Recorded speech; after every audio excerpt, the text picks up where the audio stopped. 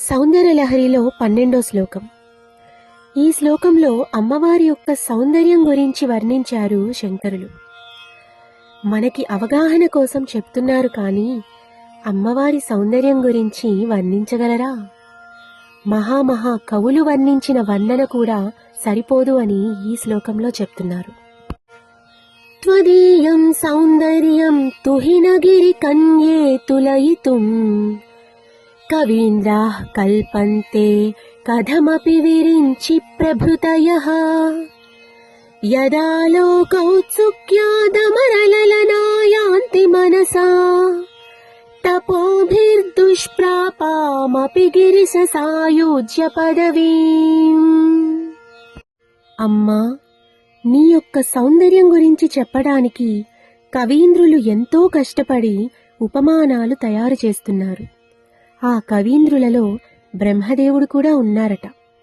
వేదాలు అన్నీ ఆయన నుంచి వచ్చాయి కాబట్టి ఆయన కన్నా గొప్ప కవి ఎవరుంటారు? చివరికి వసిన్యాది వాగ్దేవతలు కూడా లలిత సహస్రనామాల్లో వర్ణించలేకపోయారు.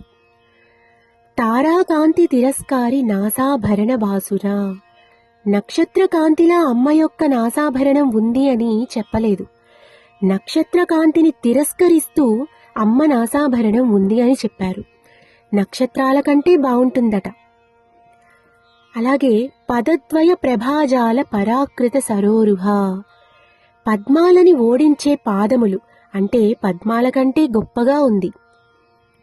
నవవిద్రుమ బింబశ్రీ న్యక్కారిరద నచ్చదా, పగడాన్ని దొండపండుని ఓడించే పెదవుల కలది. ఇలా ప్రతిదానికి ఉపమానంగా చెప్తూ అవి సరిపోవు అని చెప్తున్నారు. కాబట్టి అమ్మవారి సౌందర్యం ఉపమానము లేనటువంటిది. అయితే సౌందర్యవంతులైన దేవతా స్త్రీలందరూ అమ్మవారి యొక్క సౌందర్యాన్ని చూడాలని అనుకున్నారట. వాళ్లే అతి సౌందర్యంగా ఉంటారు. అలాంటి వాళ్ళకి లలితా త్రిపుర సుందరిని చూడాలని అనిపించింది, కానీ వాళ్ల వల్ల కాలేదు.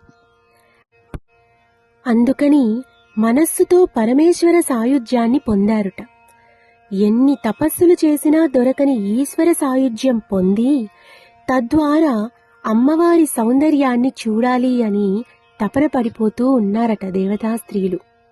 కాబట్టి అమ్మవారి యొక్క అద్వితీయ సౌందర్యాన్ని దర్శించడానికి తపస్సుతో కూడా పొందలేనటువంటి శివ సాయుధ్యాన్ని పొంది తద్వారా దర్శించాలని తాపత్రయపడుతున్నారట దేవతా స్త్రీలందరూ.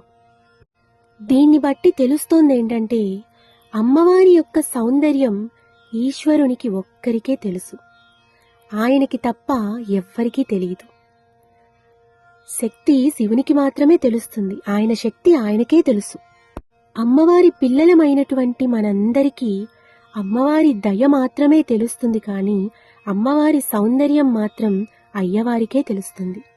కాబట్టి ఈశ్వర సాయుధ్యం పొందినవాడు మాత్రమే ఆ పరాశక్తిని తెలుసుకోగలడు. ఈ శ్లోక పారాయణం వల్ల ఏమవుతుందంటే మాటలు రానటువంటి వాళ్ళు మాట్లాడగలుగుతారు. అలాగే మాటల్లో స్పష్టత లేని వాళ్ళకు కూడా స్పష్టంగా మాట్లాడడం వస్తుంది. భాషా ప్రజ్ఞత కలుగుతుంది, అంటే భాష మీద పట్టు వస్తుందట. చక్కటి వాక్శుద్ధి, వాక్శక్తి పెరిగి జ్ఞానం, కవిత్వం కూడా సిద్ధిస్తుంది అని చెప్తున్నారు.